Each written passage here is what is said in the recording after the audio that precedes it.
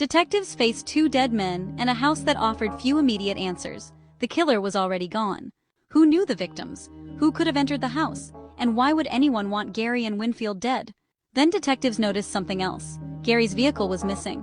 That missing car could become their first major lead. About a week later, police discovered Gary's vehicle abandoned near Oroville, California, more than 100 miles from the victim's home.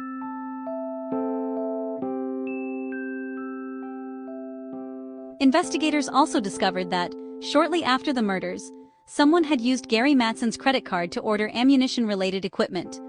A purchase worth roughly $2,200 had been made using the card. The transaction gave detectives a trail. The purchase was connected to equipment being collected in Yuba City. Police realized the buyer might return, so investigators waited. They didn't know exactly who would arrive.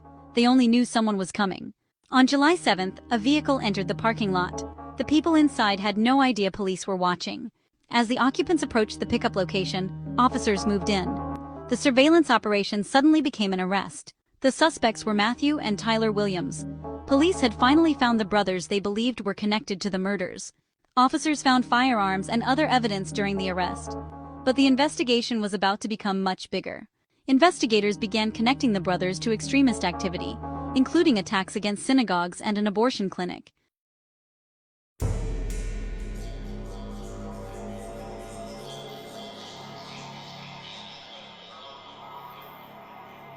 Three Sacramento area synagogues had been attacked by fire weeks earlier. Investigators now believed the incidents were connected to the brothers. An abortion clinic was also attacked. The evidence suggested that the brothers' violence had not begun with the murders. Detectives now had a bigger question. Were Gary and Winfield victims of a larger extremist campaign?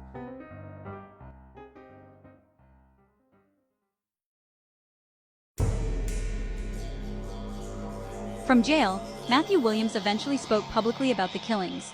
His explanation shocked investigators and the public.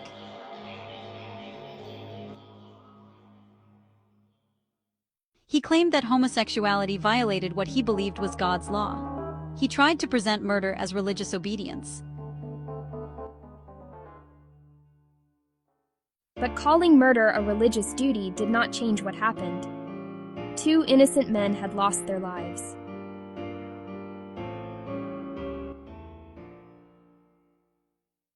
The brothers later pleaded guilty to setting fires at 3 synagogues and an abortion clinic.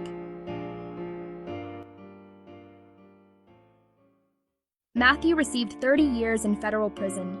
Tyler received more than 21 years for the arson attacks. Yet the murder case was still waiting. Gary and Winfield's families were still waiting for justice. Before his death, Matthew wrote a letter accepting responsibility for the murders while claiming Tyler was innocent. But Matthew would never face a murder trial. In November 2002, he died by suicide while imprisoned in California. Matthew was gone, but the murder case continued. Tyler Williams still had to answer for what happened.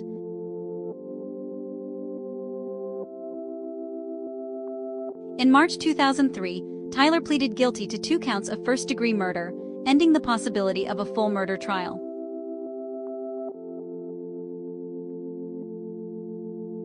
Tyler apologized to the victims' families and acknowledged that he had no right to decide who should live or die.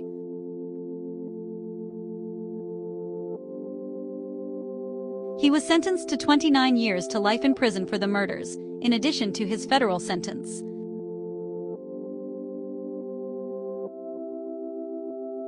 But behind every court document were 2 human beings, Gary Matson and Winfield Motor, partners who had built a life together.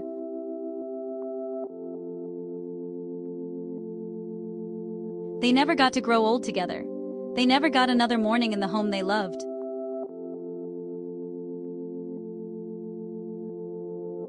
The case showed how extremist beliefs can move from words to hatred to violence, and finally, irreversible loss.